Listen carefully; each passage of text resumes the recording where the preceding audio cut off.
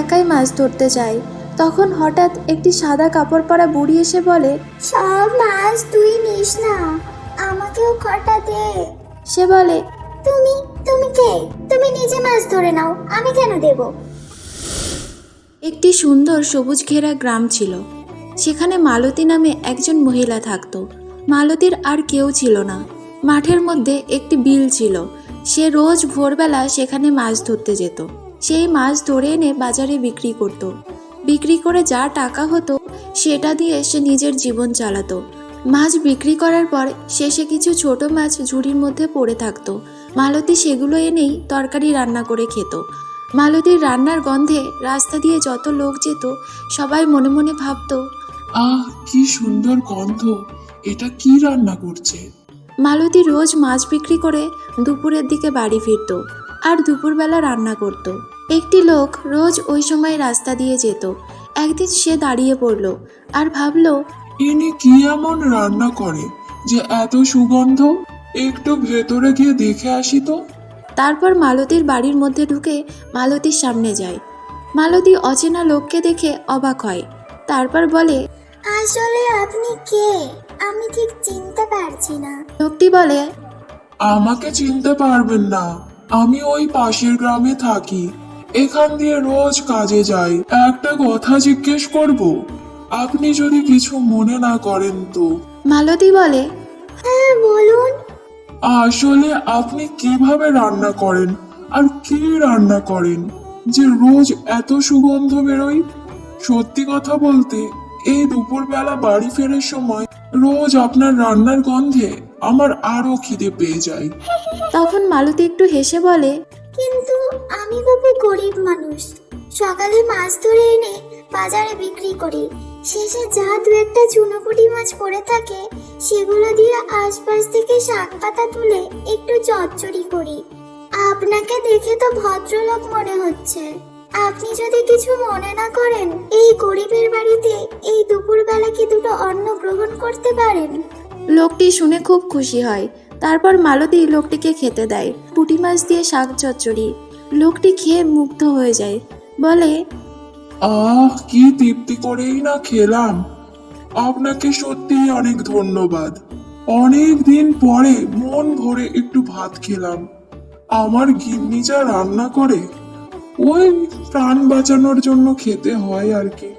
বলছি যে যদি কিছু মনে না করেন তাহলে একটুখানি চচ্চড়ি আমাকে দিতে পারবেন? আমি আমার গিন্নিকে গিয়ে খাওয়াতাম আর কি। গিন্নি খেয়ে যদি একটু রান্নাটা বুঝতো, সেই জন্যই। তখন মালতী বলে, হ্যাঁ হ্যাঁ, কেন দেব না। তারপর মালতী তাকে একটি বাটিতে করে তরকারি দিয়ে দেয়। সে বাড়িতে নিয়ে গিয়ে তার স্ত্রীকে সেটা দেয়। স্ত্রী সেটা খেয়ে বলে, বাহ, তরকারিটা তো খুব ভালোই খেতে, কে দিল?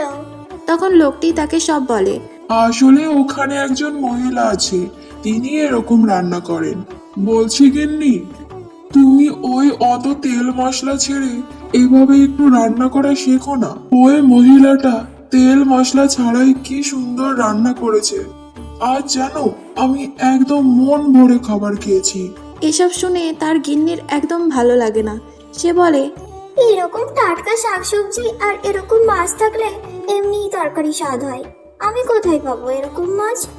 সেই তো বাজারে সব শুধু পচা মাছ আনে, সেই জন্য তরকারিও পচা পচা হয়। তারপর ওই লোকটি মালতীকে গিয়ে বলে, দিদি, আপনি আমাকে রোজ কিছুটা করে এই চুনো মাছ দেবেন।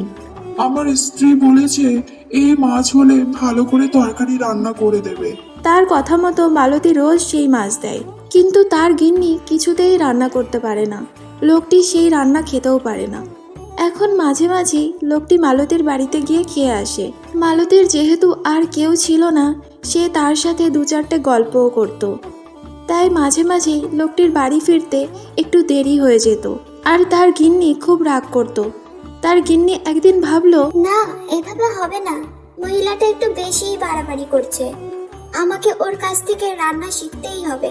তখন তার স্বামীকে বলে, হ্যাঁ গো, বলছিলাম যে আমাকে একটু ওনার বাড়িতে নিয়ে যাবে, তাহলে সামনে থেকে ওনার রান্না দেখে আমি রান্নাটা শিখে নিতাম আর কি। তখন লোকটি ভাবে, হ্যাঁ ঠিক তো। সে মালতীর কাছে গিয়ে জিজ্ঞাসা করে। তারপর তার স্ত্রীকে সেখানে নিয়ে যায়। তার স্ত্রী সেখানে গিয়ে মালতীর সাথে খুব মিষ্টি ব্যবহার করে, মালতী রান্না করা দেখে। সারাদিন সেখানে থেকে মালতীর সাথে অনেক গল্প করে। সে জানতে পারে যে সামনেই বিল আছে, সেখানে অনেক মাছ পাওয়া যায়। তখন সে মালতীর সাথে সেখানে সকালবেলা মাছ ধরতে যাওয়ার কথা ভাবে। তার স্বামী প্রথমে এ ব্যাপারে রাজি হয় না, কিন্তু সে খুব বায়না করে। তারপর থেকে সে মালতীর সাথে যেতে থাকে আর অনেক মাছ ধরে আনতে থাকে। সেই মাছ তার স্বামীকে ভাজা, চচ্চড়ি, তরকারি সব রান্না করে দেয়। বাড়ির সবাই মিলে একসাথে খায়। কিন্তু মালতীর রান্নায় একটা আলাদা জাদু ছিল। সেই রান্না খেয়ে তার মায়ের কথা মনে পড়ে যেত। ছোটবেলায় তার মা তাকে এরকম রান্না করে খাওয়াতো, তাই সে মাঝে মাঝেই মালতীর বাড়িতে গিয়ে খেয়ে আসতো। এটা তার স্ত্রীর আর কোনোভাবেই সহ্য হচ্ছিল না। সে ভাবে, এত কিছু করেও আমি আটকাতে পারছি না, এর একটা ব্যবস্থা করতেই হবে। একদিন ভোরবেলা সে আর মালতী মাছ ধরতে যায়। মাছ ধরে ফেরার সময় সে মালতীকে একটা উঁচু জায়গা থেকে নিচে ধাক্কা মেরে ফেলে দেয়। নিচে অনেক বড় শক্ত শক্ত পাথর ছিল। মালতীর মাথায় লেগে সে মারা যায়। কিন্তু ওই নিচে খাদে কেউ যায় না, তাই মালতী নিখোঁজ হয়ে যায়। কেউ তার কথা জানতেও পারে না। তারপর সে সব মাছ নিয়ে বাড়ি চলে আসে। স্বামীকে অনেক কিছু রান্না করে খাওয়ায়। তার স্বামী কিছুদিন ধরেই মালতীর বাড়ি থেকে রান্নার কোনো গন্ধ পায় না। সে একটু অবাক হয়ে যায়। তারপর সে সেই বাড়ির মধ্যে যায়, গিয়ে দেখে সেখানে কেউ নেই। তারপর বাড়ি চলে আসে। বাড়ি এসে স্ত্রীকে জিজ্ঞেস করে, হ্যাঁ গো, তুমি তো একসাথেই মাছ ধরতে যাও, কিন্তু সে বাড়িতে নেই। কোথায় গেছে কিছু কি জানো? সে বলে, হ্যাঁ, সে তো বলছিল একটু বেড়াতে যাবে, কিছুদিন বাড়িতে থাকবে না। ও তাই বলো। লোকটিরও বাধ্য হয়ে এখন স্ত্রী রান্না করা খাবারই খেতে হয়। তার স্ত্রী একদিন ভোরবেলায় একাই মাছ ধরতে যায়। তখন হঠাৎ একটি সাদা কাপড় পরা বুড়ি এসে বলে, সব মাছ তুই নিস না, আমাকেও কটা দে। সে বলে, তুমি তুমি কে? তুমি নিজে মাছ ধরে নাও, আমি কেন দেব? এত সময় নেই আমার। তারপর সে মাছ ধরে নিয়ে বাড়ি ফিরছিল। তখন সেই খাদের সামনে থেকে আওয়াজ আসে, আমার মাছ আমাকে দে, তোর মাছ তুই নে। সে অবাক হয়ে যায়। তারপর বাড়িতে এসে দুপুরবেলা একা একা রান্না করছিল। তখন হঠাৎ সেই বুড়ি পিছন থেকে বলে, পুঁটি মাছের চচ্চড়ি, পুঁটি মাছের চচ্চড়ি, পুঁটি মাছের চচ্চড়ি করছিস? আমাকে একটু দে, কতদিন হয়ে গেল খাইনি। তখন সে বলে, এই তুমি কে? আমার বাড়ি তুমি কি করে চিনলে? যাও এখান থেকে, আমি দিতে পারবো না। আমার বাড়ি অনেক মানুষ আছে, তাদেরই হবে না, তোমাকে কি দেব? হঠাৎ বুড়িটি চুড়েল হয়ে গিয়ে বলে, আমার মাছ আমাকে দে, আমার পুঁটি মাছের চচ্চড়ি দে। শয়তানি, আমাকে মেরে ফেলেছিস।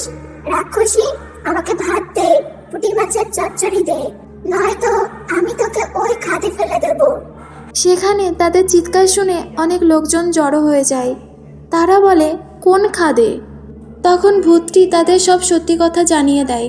বলে, আমি মালতী, কিছুদিন ধরে ও রোজ আমার সাথে মাছ ধরতে যাচ্ছিল। ফেরার সময় আমাকে ওই উঁচু জায়গা থেকে খাদে ফেলে দেয়।